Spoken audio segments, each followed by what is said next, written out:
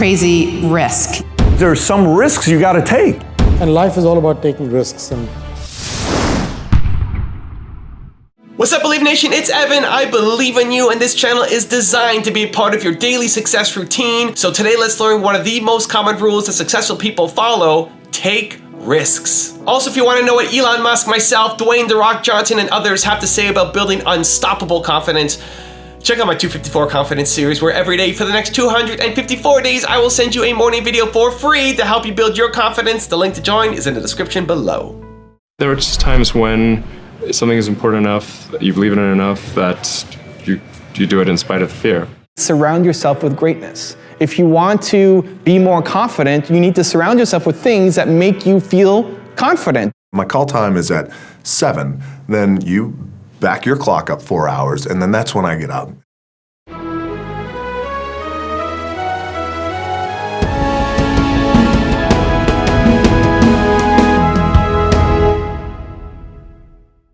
One of the most difficult choices I've ever faced in life was in 2008. I think I had maybe $30 million left, or $30 or $40 million left in 2008. And I had two choices.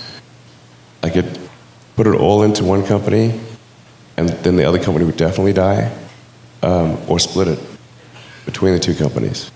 But if I split it between the two companies, then both might die.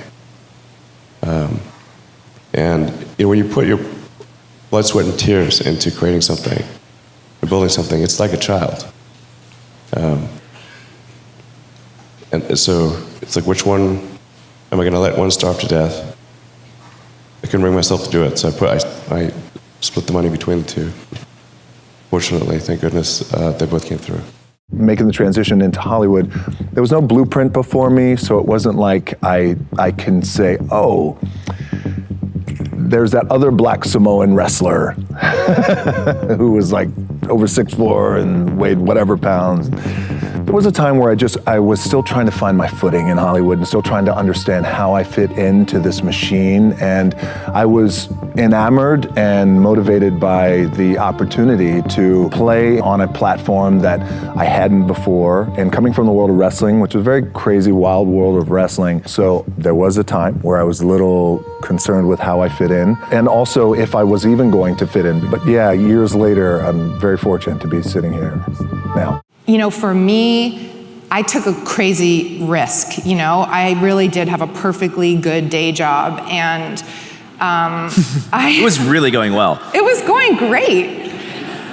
Were you nervous? Like, were you really scared to jump in, or what were you feeling? I was scared, but I had self-belief, and that's what I think, ultimately, because people knock you down all the time, and they poke holes, and they don't like this about your business model, and they don't believe in you, and you just have to keep getting back up and getting back up and getting back up. And I think what got me through was this: I've never let go of my vision.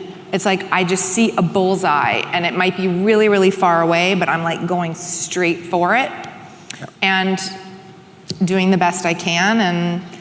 But in the meantime, I'm building a really interesting business.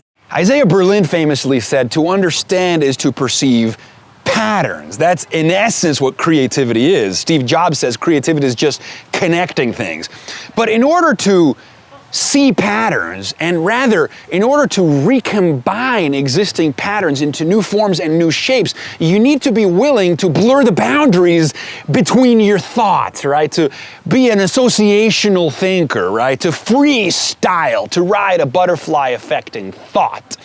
But again, most of the time we play it safe, right? We map out what we're gonna say. We pre-plan what we're gonna do. We make a list. We have a set of steps. We are prepared. We've pre-scripted our speech, right? We are responsible. We're not going into a situation blind. But again, once in a while, my friends, we need to be willing to make a mistake. We need to be willing to fail. It is only when we risk making a mistake that we might find ourselves improvising, inventing, innovating our way back to where we want to get to. Do you understand what I'm saying? Think of this rant as a metaphor for the creative process, right? I have somewhat an idea of what I want to say, right? It's related to creativity and it's related to cognitive disinhibition and being willing to make a mistake. That's all I know. Then I start jamming about this, and what happens is I might lose myself in some chain of thought, right? I just kind of lose myself in the moment. The metaphor might like confound me, and before I know it, I don't even remember what I was saying, but somehow that's when the creativity kicks in. Because somehow I've got to bring it back. I've got to rope it in. I've got to remember where I'm going. I've got to summon coherence, right? In the Bardos between one statement and the other. And in doing so, and in risking screwing up the video and the take, it is in that risk that the courage, that the innovation, that the creativity, that the original thought might emerge, and usually does. And before I know it, I've landed and I feel like, wow, man, I just took a trip, man. You know, I just sailed into the great unknown and I brought it back, and here we are. That is what creativity is all about. That is the risk. That is the willingness to fail and make a mistake that is crucial to the creative process. WrestleMania is the event my father created and mortgaged everything he owned and my mom owned to make it happen. WrestleMania 1. Was that a turning point in the company, by the way? Absolutely. Okay. And it was available on closed circuit television, which ultimately pioneered the whole pay-per-view industry. Wow. Yep. Wow. Okay. Yep. And then we were one of the first to launch our OTT direct-to-consumer platform behind Netflix and Hulu. Yeah. So really, you know, my father really is a visionary, and in terms of entrepreneurship, his message is always to take risks, but take calculated risks. Doing so well in IndyCar, was there any hesitation at all about moving to NASCAR? Because it's very hard to see from outside how big NASCAR is in the USA. The slight hesitation that I had was just that when everything was evolving with doing NASCAR, I was coming off of my best IndyCar season. I finished lots of top fives. I finished 5th in the championship, and it was like, do I really want to like leave this where start again? It's like, yeah, start again, and trust me, it's like way start again, more than I thought it would be. But it's where the race season was maybe 17 or 18 races, going to 38, so like triple the workload. But man, when I first got in a stock car, I loved it. Like I had so much fun the first time I ever drove it. I remember hearing the polar opposite of that be that I remember Dario Franchitti describing his first time in a stock car, and like he's like, "What am I doing?" And the first time I got in a stock car, I'm like, "I'm home." The biggest risk is not taking a risk at all. I love it. So many people are so afraid to follow their dreams, to have this big idea that they want to go off and accomplish. We have this big vision for ourselves, and we're so afraid of making the wrong decision that we do nothing. That you see this big goal and you have 3, 4, 5 potential paths, and you have limited resources, limited time, limited money, limited abilities, and you want to say, I need to make the perfect decision. Because if I make the wrong one, it all falls apart. And as a result, we get paralyzed by fear and we do nothing. And that's the biggest risk of all. That's when you see somebody else making tons of money off your ideas. That's when you fast forward 10 years and you still haven't done anything. You're still in the exact same position that you are now. Meanwhile, lots of people have taken that idea that you had and are crushing it. And so the way to get over it is to recognize that as soon as you get an idea, you need to find some small way to test it. And that you don't have all the answers. And that's okay, and that you're going to figure it out along the way. Don't be naive like I was to think that you can create a business plan and it's going to be the perfect business plan. You're going to have all the answers figured out, and then you're just going to execute that business plan. Because as soon as you finish writing your business plan and you get out into the world and you start testing your assumptions, you'll find out that you made a lot of mistakes, that a lot of what you thought would happen didn't happen. You couldn't predict the future. You couldn't predict how customers would react. You can't come up with the perfect plan just sitting in your apartment, sitting on your couch, going to the library. You have to actually get out and start talking to customers, test your assumptions. That was my biggest problem in my first business. I spent 3 months working on the perfect business plan, and then when I got out to market, I realized a lot of what I thought was going to happen, a lot of what I thought the reactions would be, is not what actually happened. And that set me behind. And so being attached to that perfect idea, understand that that doesn't exist. There is no perfect plan. There is no perfect idea. As soon as you get something in your head, as soon as you get an idea for something to do, then find some small way to get out and start testing it. Find some small way to get out and start seeing, are you getting yeses? Are you getting traction? Do you even enjoy this? A lot of times these big goals that we have for ourselves, when you get into it, you want to be a YouTuber, great. You start making videos, you're like, yeah, I don't really like that. Go figure that out as soon as possible. People wait years before they go out and try their first attempt at it, and then they realize, you know what, that wasn't for me. And so I strongly encourage you to, one, as soon as you get an idea for something you want to test out, something that you think might work, find some immediate way to test it on a small scale. Don't take a big risk. Don't go mortgage your house. Don't go take out a giant loan. I hate spending money until I'm making money. Find some small way to get started. And then two, use the fear of regret. Use that idea of that if I don't do anything, that in 60 years, you're going to look back in your life and say, I really wish that I took some action on it. Sometimes a smart person comes in and they've already been taught a certain ways, or their mind's already been built up in a certain way. They are way too conservative, way too safe. And in the world of business, sometimes it gets ugly. You know, sometimes it gets dirty. Sometimes there's some risks you got to take. You just got to take, and it's not conventional risk. It's not conventional thing that I'm supposed to be doing this. No, you can't. You know, there's sometimes that you got to do some stuff that you can't read in any book or any videos on valuetainment. Literally, there are certain things in business that's like, what do I do in a situation like this? I'm working on a book right now. I'm flying over to New York to talk to a handful of major publishers because they want me to publish this book that has to do with specifically on how to process issues. Once we learn how to process issues, but still if you're too conservative, you're going to be toast in the world of business. There's going to be times in business that you have to do certain things that no one's going to think about. But smart people typically just go by the rule is what they follow. Not laws, not regulations, rule. It's a different story. They're afraid of breaking rules sometimes, conservative people. Do you think about the next act? Do you think about, I know it's also too early to ask, but do you think about where you will be 5 years later? I mean, hopefully I will still be working. What, where, how, I've never known. I'm not someone who plans my career. I'm very instinctive. If I like something, I do it. Hence the reason I fail a lot also. Because, you know, I take risks, I take chances. I don't like, it's very easy to have a safe career. Sure. But I want to be able to have a path which is mine. Yeah, I screwed up sometimes, but it's mine. No one else did it before me. It's completely, you know, empty territory till I get there. It's my footprints. So I take a lot of pride in that.